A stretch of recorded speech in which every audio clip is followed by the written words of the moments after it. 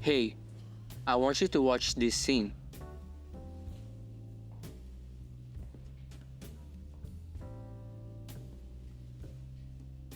This scene Gotta next, capture one alive. From a research point of view, Lecter is our most prized asset. and also this scene. Hi, I'm Barney. These scenes are from the film The Silence of the Lambs, directed by Jonathan Demme, released in '95. But aside from being in the same film, what other similarities do these scenes have that you notice? Honestly, it's not hard to see. Get it? It's their eyes. In each scene, the film breaks the fourth wall and puts the audience in the same seat as the character. But why? Why does Jonathan Demme use this technique, not only in these scenes but throughout this film and also in his other films?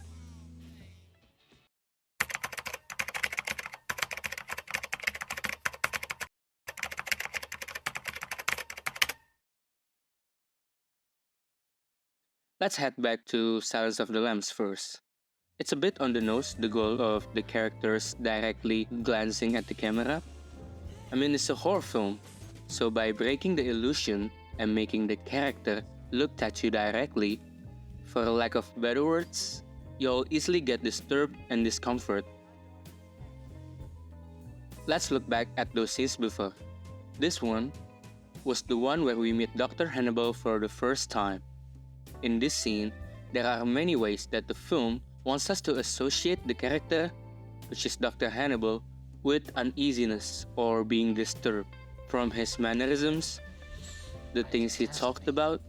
I ate his liver with some fava beans. Heck, even before this scene, the film already told us the horrifying things The that he has doctors done. managed to reset her jaw, more or less. Save one of her eyes. His pulse never got above 85. Yet when we met him, the only thing that tickles our brain first, that catches our eyes first, is not all that is mentioned before. Instead, it's how he looks at us. How Anthony Hopkins makes his eyes big, never losing his eye contact with us, and doing all this while not blinking. What does your father do? Is he a coal miner? Does he stink of the land? You know. But this scene with Dr. Hannibal is not the only time when the film uses this technique. The other noticeable time where the film breaks the fourth wall is in this scene. In it, the men look at Starling as if they have never seen a female in this position before. This alone shows us that the film uses the men's gazes to alienate Starling. But by intentionally using this camera angle, it enhances the alienation that Starling feels by making us feel what she feels, therefore adding to the discomfort that the film wants us to feel. But for a film to be this famous, winning awards, topping the best Gary films Getzman, our list, executive producer. surely there's more to it than just scaring the audience, right? Especially in one of the scenes before that we use as an example. The gaze that the man gave to Sterling can also be interpreted as how misogynistic her work field is, where the women are treated as objects to look at rather than human beings, with the same intellectual capabilities as them. And not only that, this scene is one of many scenes in the film where the eyes breaking the fourth wall, the camera angle, have many interpretations in its use. So is it really just used to scare people? Or does it actually help to reveal deeper layers of the film? Okay, at the start, I actually lied. Jonathan Demme's focus isn't to make the audience uncomfortable or disturbed. Well, not directly. Let's look at an excerpt from an interview he had with NPR in 2009. You know, if you go subjective camera, you are, for that moment, putting the audience in the shoes of the character. You're showing the audience and making the audience share exactly what it's like to see what the character sees.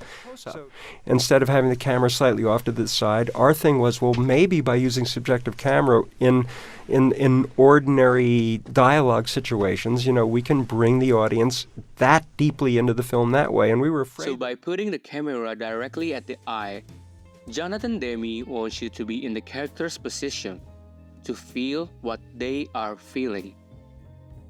Just like the famous saying, if you want to understand people, you have to look into their eyes, since their eyes are the windows to their souls. So reiterate, in the film The Silence of the Lambs, the film doesn't explicitly want you to feel fear or be disturbed.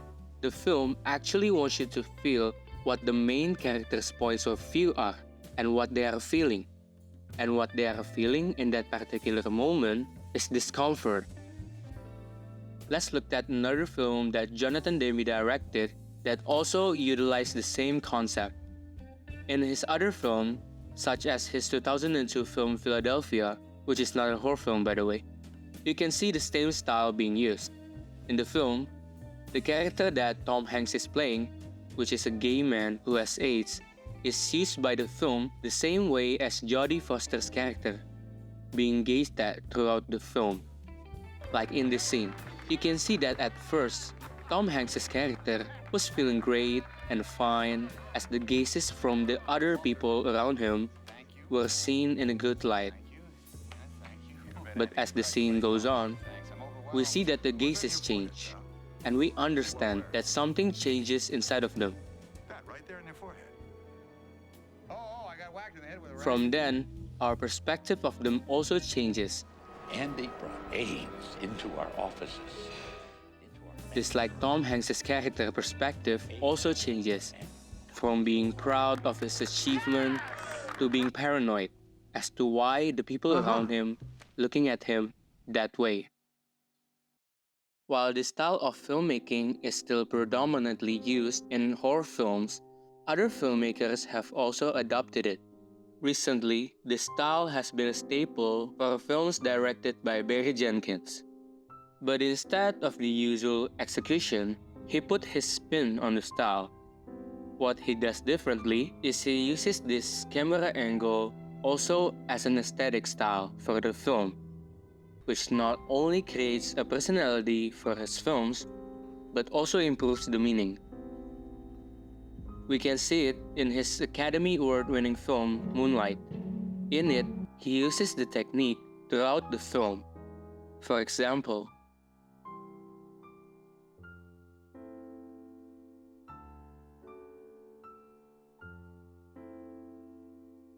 Well, I'm your mama, ain't I? You had me worried about you.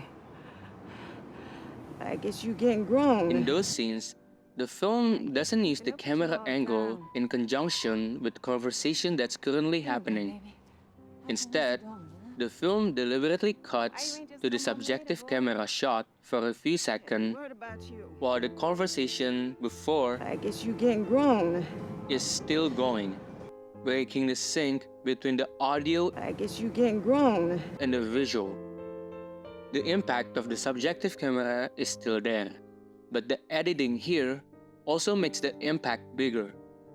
Instead of putting it on the normal conversation, the film highlights the subjective camera, making sure that people are aware of the feelings of the character. Anyway, baby.